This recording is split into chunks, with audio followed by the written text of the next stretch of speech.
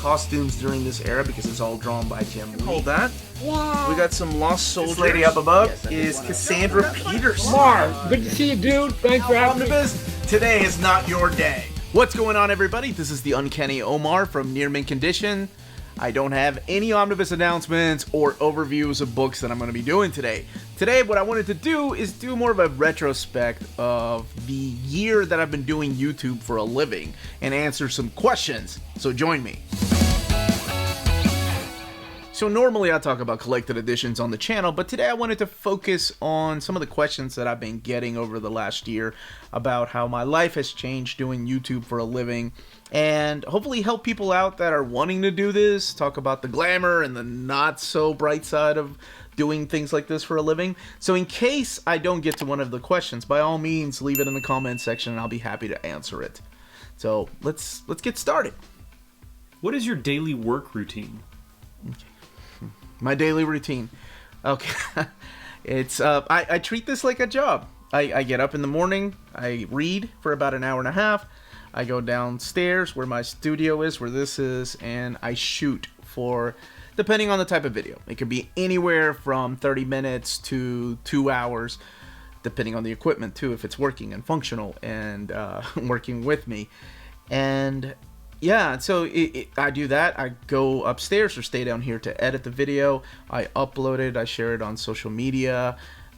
So this being full time, after that, I take the time to go and read. And in between there, I eat some lunch. Sometimes I bring my lunch down here.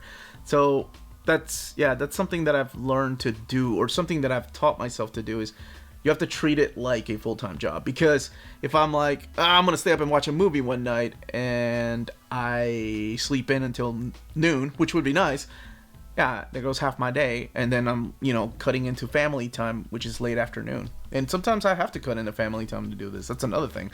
Sometimes doing this is like owning your own business. You don't stop. You just keep doing it. How many hours per day do you work? Anywhere from 8 to 12 hours, and that's on average. And I'm not talking Monday through Friday. That's also sometimes Saturday and Sunday, including the live streams, including getting ready for this. It's a non-stop thing. Anybody that owns their own business will tell you there is no break. They never stop working. They never take vacation, not for the first year. You want something to succeed, you got to put your heart and soul into it. What is the hardest part of your day? I can guarantee it's not coming up with what to say because I talk too much. The hardest part is probably trying to get out the best quality video with the limited amount of time that I have.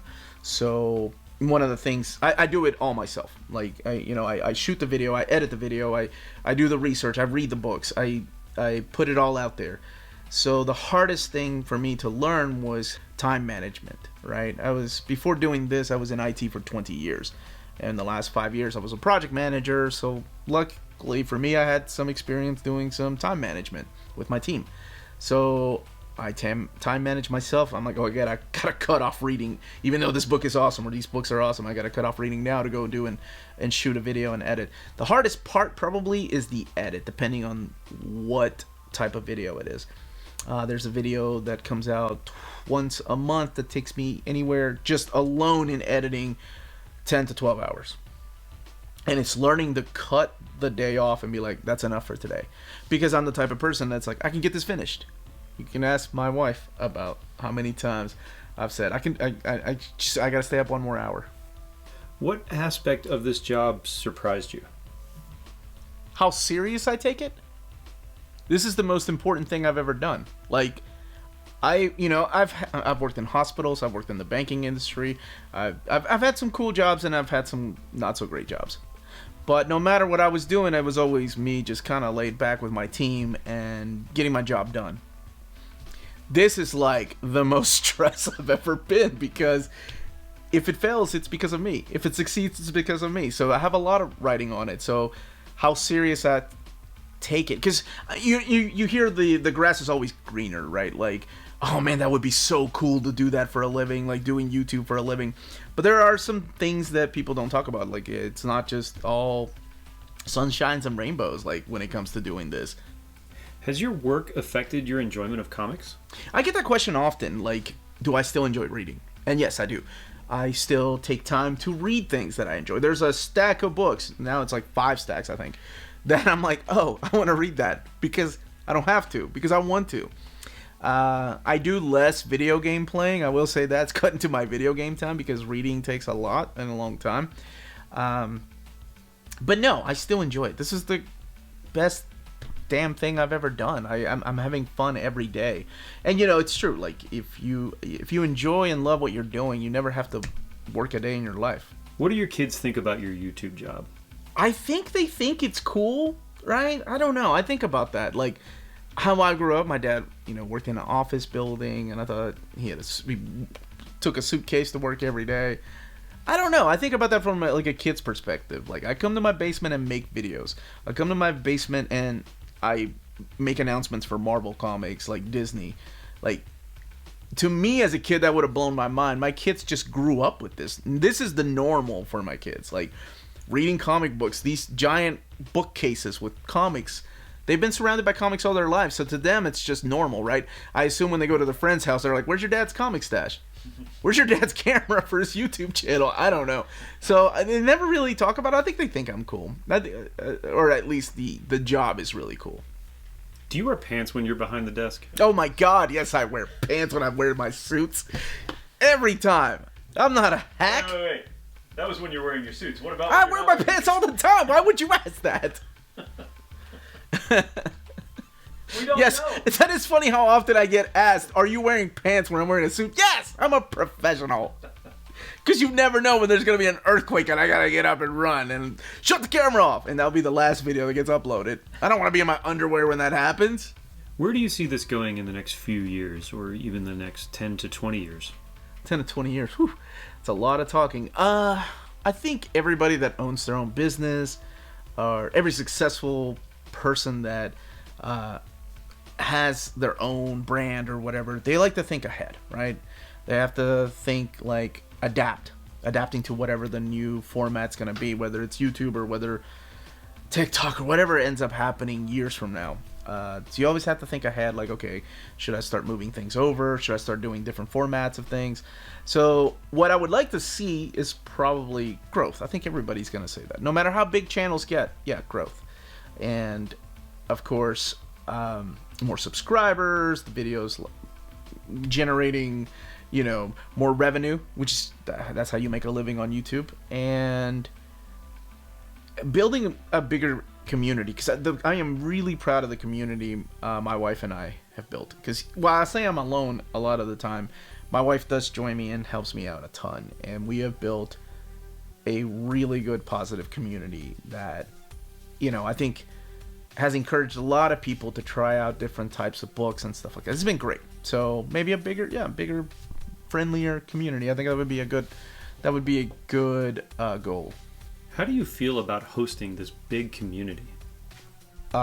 It's still very surprising that whenever I started doing this, so it's different than like a comic book channel, right? Comic book, a lot of people read comics, but that's already a niche thing, right? A lot more people watch movies, a lot more people play video games. So I'm going a lot deeper with my niche. It's collected edition, so it's comic books that are put together in a hardcover or a softcover. So that's already a niche of a niche, and it's crazy that so many people have gotten into collected editions. And I can't take all the credit. There are other channels that do the same thing, but it makes me really proud of what we've accomplished here, because part of doing YouTube, I always thought, was I want to share the things that I enjoy with people. And maybe somebody out there will be like, hey, that's cool. I like that. And we can connect that way. I think that's the beauty of, or at least to me, the idea of what the internet was supposed to be. Your love of something is what brings people together. I know that's not the way it works. 9 times out of 10, usually like people hating on things that brings people together. And I try not to do that. I try not to be negative on the channel. I look at the positive side of everything. However, when people want my honest opinion about a story, I do have to be honest with them, and I'm like, oh, that story kind of sucked. So you value the positive aspect of the community over the clicks and the subscriptions. Absolutely. I mean, here's the thing. Like, anybody that runs a successful channel, if you look at all the big channels, they'll tell you one thing. Never do live videos, right? Never do live videos. Because live videos destroy the algorithm. It's views, but it's also how long a person stays, right? So every Saturday, for example, I do a live stream for 2 hours. Now, if somebody's on that live stream watching it and only watches 10 minutes of it, right? That immediately cuts the algorithm up. Like, so let's say 5,000 people watch it and 4,500 of them watch it for like 3 minutes, right? That is the average that they stayed on. So YouTube takes that number and is like, oh, this video is not performing well. This video is performing really bad. But I don't expect everybody to stay on for 2 hours, right? But it's something that I needed just as much as the people that join me on the live streams, because it's my... That's the way that I get my human interaction. I know it's crazy because a lot of these people are from all over the world, but I don't work on a team. I don't have a team anymore, right? It's just me. So there's a lot of that. That's, you know, the thing that I said at the beginning about not everything being sunshine and rainbows. There is like some things about YouTube, doing YouTube for a living, that aren't so glamorous. And the thing that they don't tell you is like, yeah, how lonely it is. I read books by myself. I edit. I film by myself. There's no one I'm talking to, right? There's nothing. So a lot of the time it's me spent just in a room. And I'm not saying, you know, feel sorry for me or anything, but that's just the fact. There's a lot of times that you're just by yourself.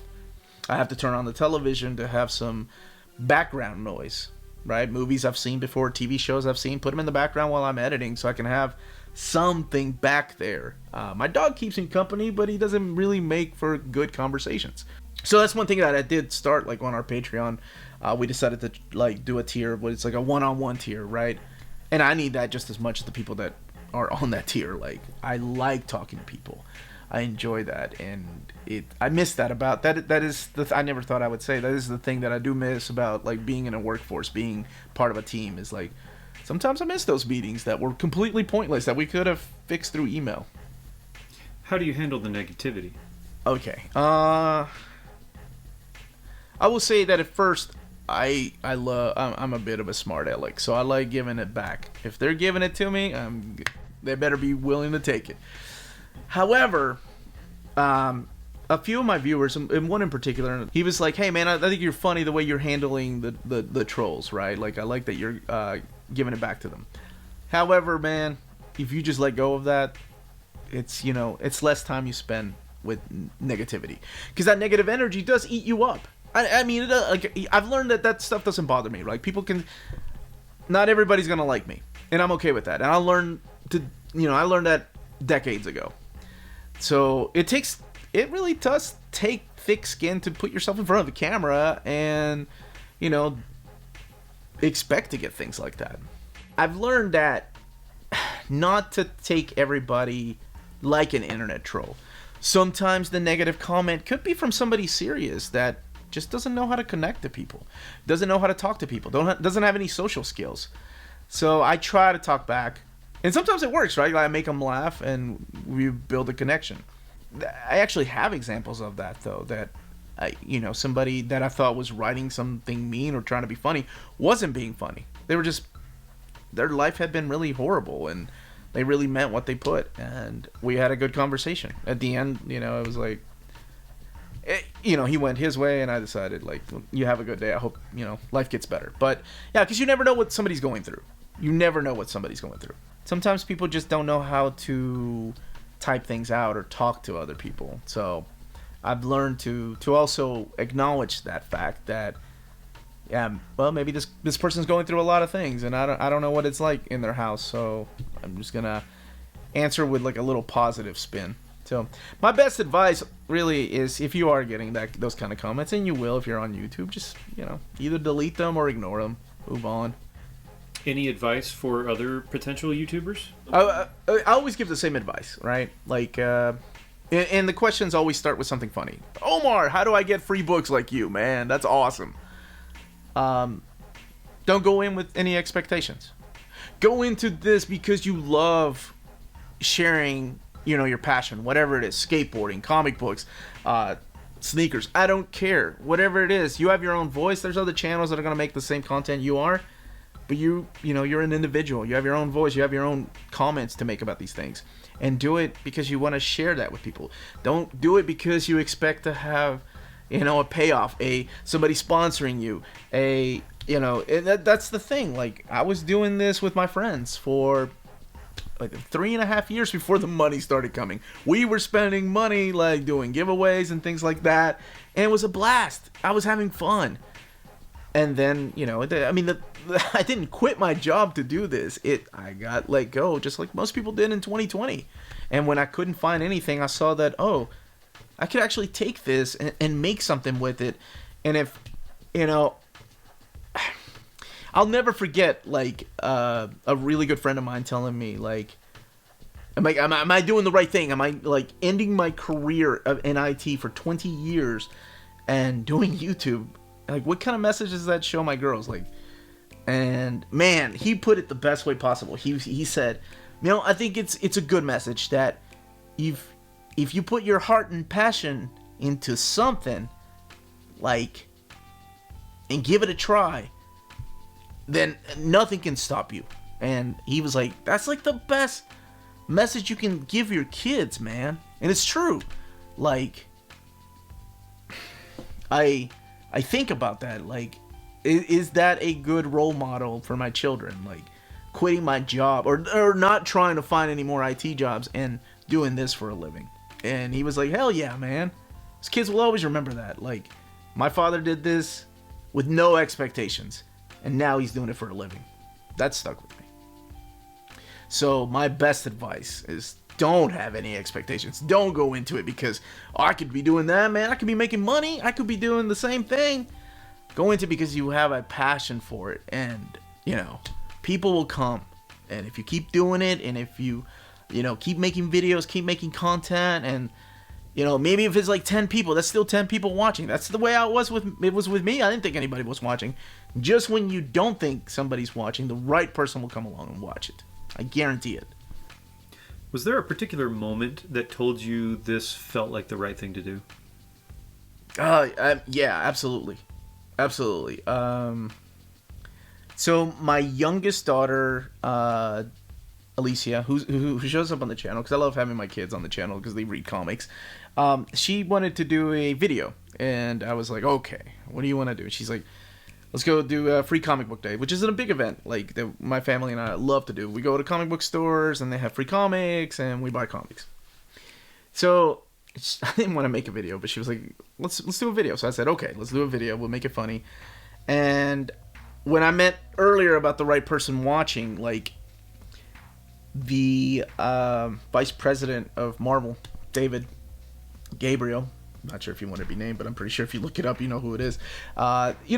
He watched the video and then started watching the other videos that I was doing when I was talking about, like, collected editions coming out from Marvel this year from the catalog and doing overviews of books. And he was like, because he thought I was a blogger, like a vlogger, a video blogger at first. And then he reached out to us. Now, at the time, I thought, nice try, right? Like, I thought it was somebody messing with me. Like, my subscriber count obviously is not going to pique the interest of somebody at Marvel. So I didn't know what to say. I didn't know, like, for me, I don't believe in something until I'm holding it in my hand, or that's just the way I've always been. So we messaged back and forth. We emailed. He wanted to set up a call. We called each other. And even when we called and I started asking him questions, like, testing him a little bit, I was like, not real. Like, somebody is messing with me hard. They created a Marvel.com account. There's no way this is real. And that was the big game changer.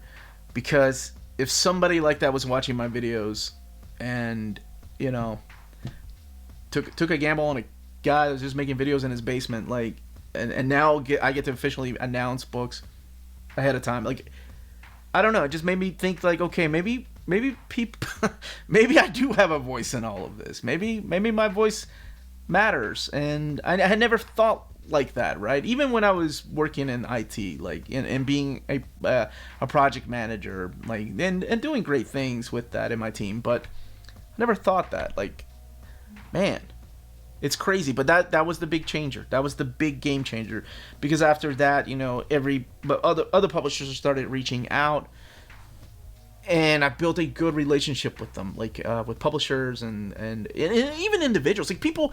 It's crazy, like I've become really good friends with a lot of these people that I looked up to. I looked up to their work that they've done. I've got some of my favorite artists, like their cell phone numbers. My favorite writer of all time, his email, and sometimes I just check on him, just see how he's doing. Like it's just, I never thought it would go that way. Never. Like if you were to tell 12-year-old Omar, no, what? How? I'm gonna quote one of my favorite comic book writers. I had him on my show. We talked, and it was Mark Waid, and I love his writing.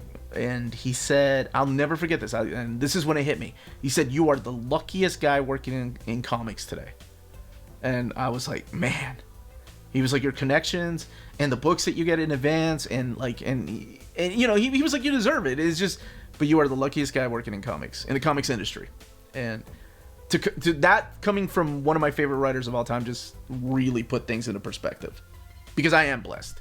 And no matter how bad things get, no matter if the camera's not working, if the freaking Mac is breaking, if I take a step back and just imagine 12-year-old me looking at my life, forget about it. It's nuts. Have you made any serious connections here? Ooh. Yeah, a lot. Getting emails, getting messages, people reaching out about. I put a lot of myself into these things, into not just videos, but also like overviews of books, and talk about personal things from time to time. And it will click with somebody that will email me. The stories that I recommend to people mean so much. But yeah, absolutely. There are several times that I get messages and emails like, thank you so much for this. Thank you so much for this story, because it hit me really close to home. Whether they had lost a loved one, and whether something horrible had happened in their lives, something tragic. And we connect, right? Because yes, it's a channel about comics, but in the end, it's about having a human experience with somebody. Like, it's all, man.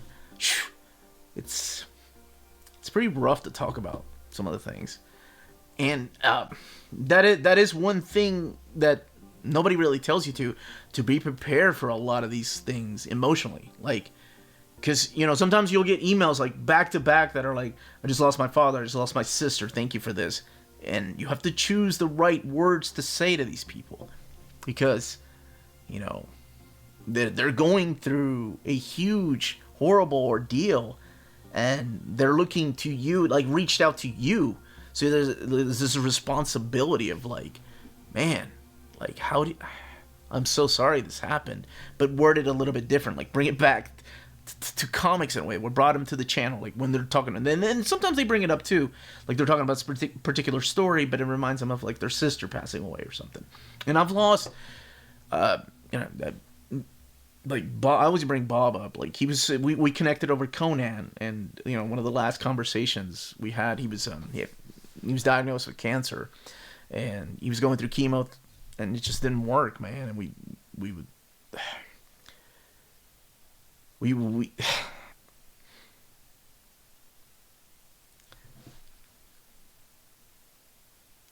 before he passed, he wrote a nice.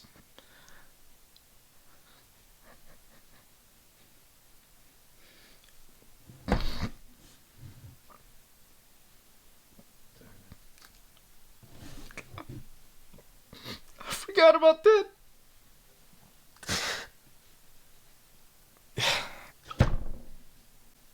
I forgot about that.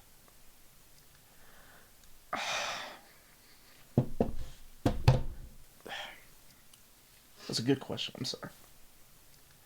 Whew.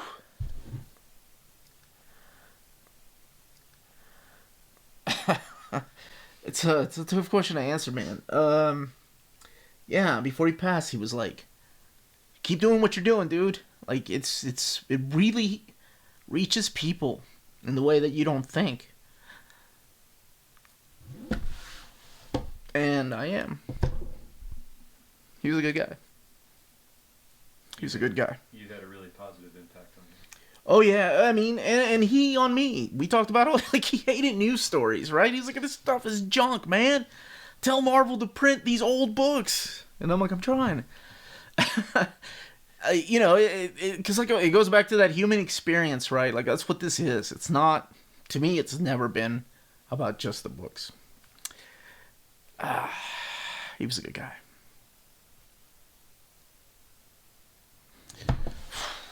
All right, I clean myself up for the next question. Yep, you're fine. You're fine. Very good. Damn it. Bob. Asshole. Do you have any, like, bucket list goals for the channel? Ooh, there's so many goals, yeah.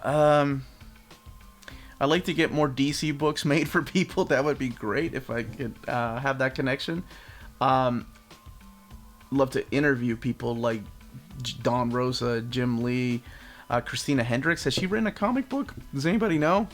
Anything else you'd like to say? Yeah, of course. Thank you all.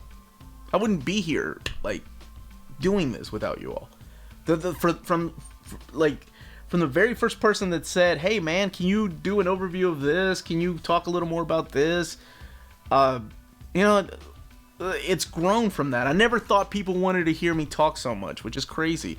I remember the first comment I ever got on the video that I went solo on, and they were like, man, you talk too much. So I deleted the video. And then I thought, you know what? Screw it. I'm old. I don't care what other people think. If it succeeds, it succeeds. And my video's out there, and I tried. And then people, you know, were like, hey, can you do an overview of this? Can you do an overview of that? Have you tried this book? And I haven't shut up since then. This is the best thing I've ever done.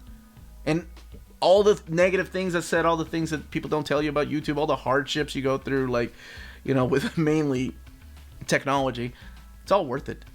Every bit of it, every damn bit of it is worth it. Like, even the lack of sleep. But yeah, thank you all. Thank you all for being here. 3, 2, 1, take Omar. What's going on, everybody? This is the Uncanny Omar from nearmintcon. Oh my god! I thought I toned it down on purpose because I didn't. What's up, everybody? Car salesman! Perfect. That's my Mega Man bad guy name. No, I'll take. All right, cut.